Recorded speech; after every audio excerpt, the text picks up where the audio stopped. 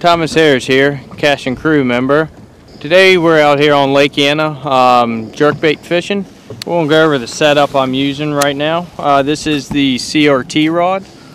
This is a crankbait rod. This is a 7-foot moderate fast action rod. This is one of my favorite rods to throw a jerkbait on, as well as a crankbait, so it can be a versatile rod. You know, you fish crankbaits during the spring and summertime, and then once it comes to wintertime, you can fish a jerkbait on it. One thing I like about it is the action of it. This has a really good parabolic bend to it, so it loads up good on the cast, and also it loads good on the hook set.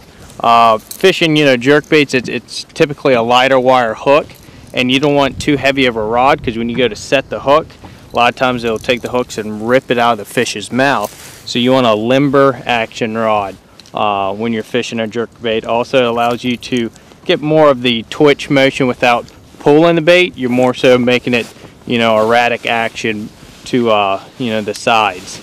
I fish it on 10-pound tests, 100% fluorocarbon, and I'm using a Megabass Vision 110+1, and this is M Shad right here. Very good color. Gets a little deeper. This is about a 10-foot jerkbait. So I'll get it down to you know, the depth and just let it pause. One of the biggest things to fishing a jerkbait is the pause. You want to mess around with your pause. That's a big thing, because it allows that bait to sit there. You need to let it sit where that contour is breaking, because you're fishing for suspended fish. So you want that bait to be at its optimal depth and suspending over that contour where that fish is.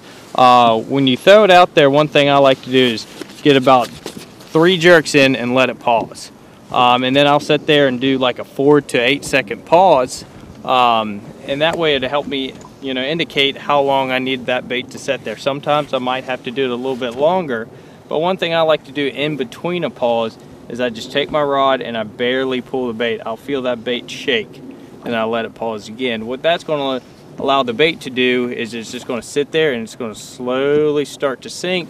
And it's also going to attract other fish in. A fish can hear that bait rattling around, and they could see it. So a lot of times the fish will start making its way to the bait slowly, and they'll get right up to it.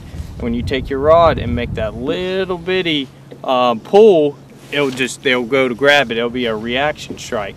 So you have to mess around with your, you know, your retrieve too. There's some days that they want a faster retrieve or a slower retrieve. One of the actions I like to do.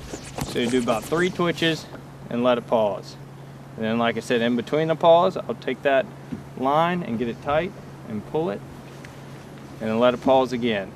So right now I'm casting up in about 5 foot of water, and I'm getting it down to about 8 foot of water. So I'm letting it suspend over that first and second break where that fish is. And then I'll do a couple more twitches and let it pause again. Once it gets about halfway to the boat, I'm just going to reel it in, because a lot of times it's out of their strike zone. Some days the fish will pull out a little bit further off the break, but it just depends on the day and where you're fishing at. So we're just jumping around, hitting some windy pockets. Seemed like a lot of baits getting shoved up in the pocket, so picked a couple out, and now I'm starting seeing bait on the graph. And throwing a Megabass Vision 110 out there, getting it down and letting it pause. And we'll get further into the pocket and start making some just blind casts with the jerkbait.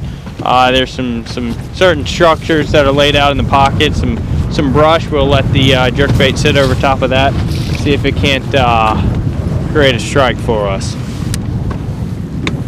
Here we're fishing a windy pocket right here, throwing the Megabass on the Cashion CRT model. I got one foul hooked on the side. A lot of times they'll do that this time of year. They'll just slap out a bait, and and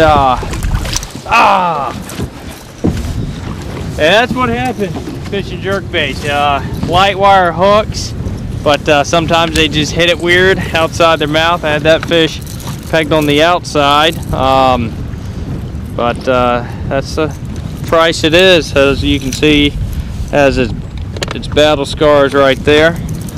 So one thing I'll do a lot, after a couple fish I'll catch, I'll take it, cut the line, I'll take out probably three foot, and then retie, because after you're constantly casting, jerking, it stretches that line out, especially you set the hook it just over time it weakens the line. So after every fish, or every 2 fish, I like to retie. So we'll sit down, retie, and we'll get back at it.